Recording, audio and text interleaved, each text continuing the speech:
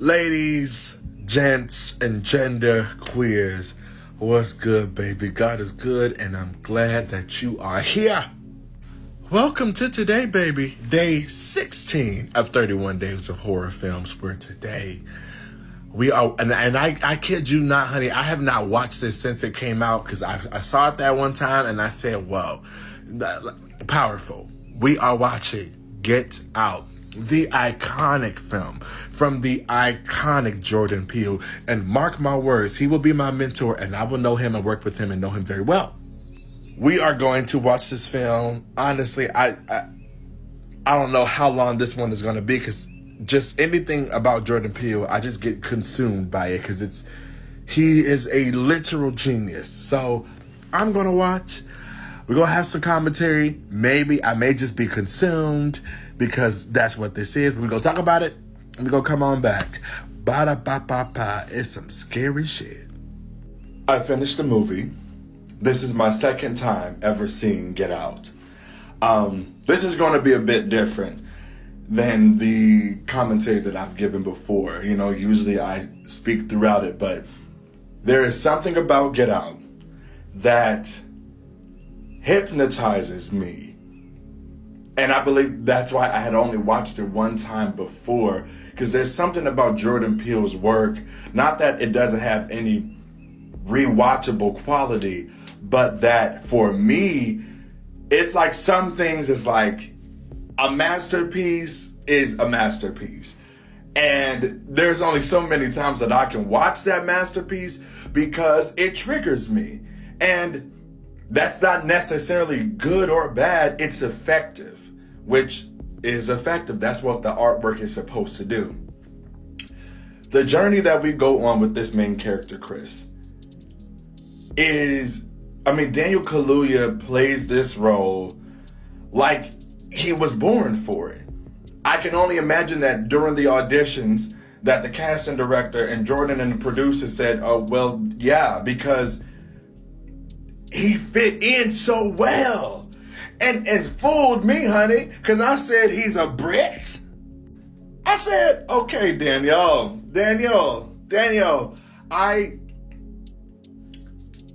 I'm still speechless, man. The multiple layers of this. It's so funny. They teach this in theater class and theater school, that we think these serious scenes and these serious monologues and dramatic monologues are the hardest monologues to do. But it's actually the comedic things that are even harder, because you know how to be angry, you know how to emote in that way, but to make someone laugh, it's a whole different thing. I'm bringing it home. Just wait. So then we think about comedians like Jordan Peele, who has done the Key and Peele show and has done other things regarding comedy. And I love comedians so much because they're funny and there is darkness in here. That's why they laugh at life. They make jokes of the things because shit be fucked up. So they make jokes of it, and it's like, for this man to have, and I don't know Jordan's whole career, but for him to have gone in the route of comedy, and again, with what we know about people who are really funny, of what's lying inside, to see him use that in such an effective way that reset the game. It literally renaissanced the film industry, having black leads. And he said black and people of color being the leads and not the supporting characters. That for a young writer, a young actor, a young director, a young comedian, what have you, fill in the blank, on his way up, representation is everything. And when you can see the trajectory of someone like Jordan Peele, that he probably told his friends, his people, hey, I'm coming out with this movie and it's about this, this, and this. And they probably looked at him like, you making this movie? And hell yeah, it was him. He did his thing, man. Y'all just have to, the places you have to go as a writer, the genius you must have to direct it, to the cinematography. Everything about this film is perfect. This is a fucking 10 out of 10. If you wanted the rate, there it is. This is a 10 out of 10 movie.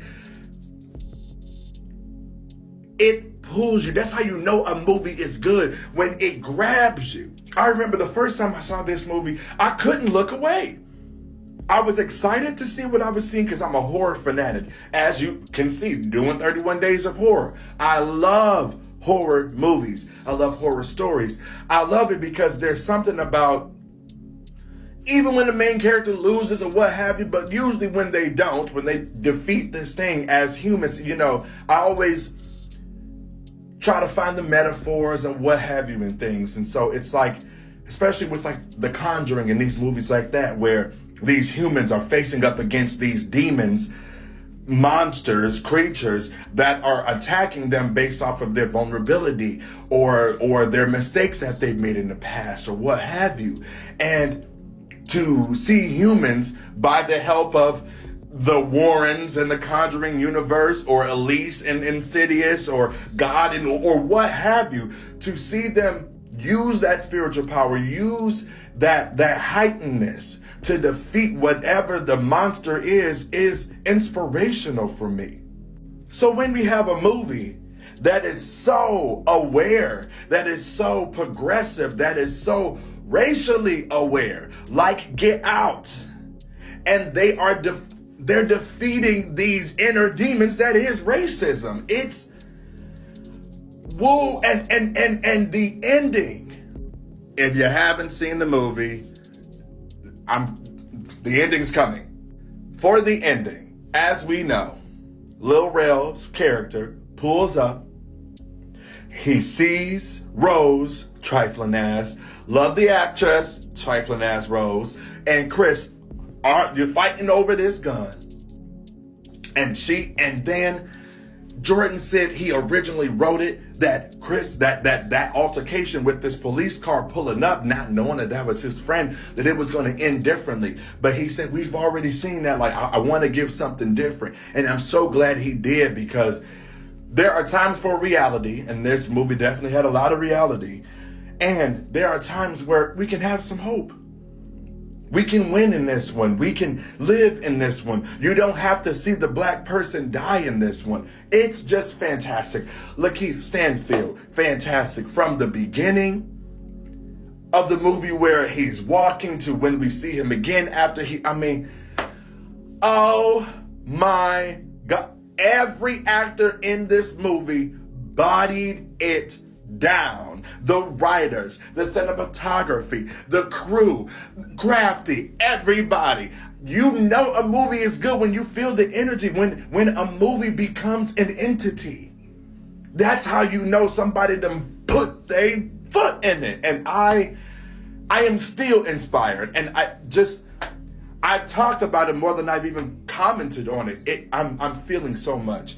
Movie is so damn good. 10 out of 10. I can't wait to work with Jordan one day and to mentee under him. He's genius. And as you grow and you want to continue to create genius art, you got to surround yourself around genius folks. So I know that Jordan has I think he has an article out there about like the top 10 movies that he loves. I'm gonna have to go look that up. But 10 out of 10, it was amazing. For next time, join me for day 17, where we are going to be watching The Silence of the Lambs. Wait, okay. I did a scene in undergrad, the Hannibal Lecter and Claire scene. I did a scene with a great friend of mine named Amanda in undergrad, and we bodied that shit. And playing Hannibal Lecter in a scene, I'm excited to watch this movie. And excited is an interesting word, because this shit I know it's fucked up, but this is what we do, right? I see y'all next time. Jordan Peele is a genius, bitch.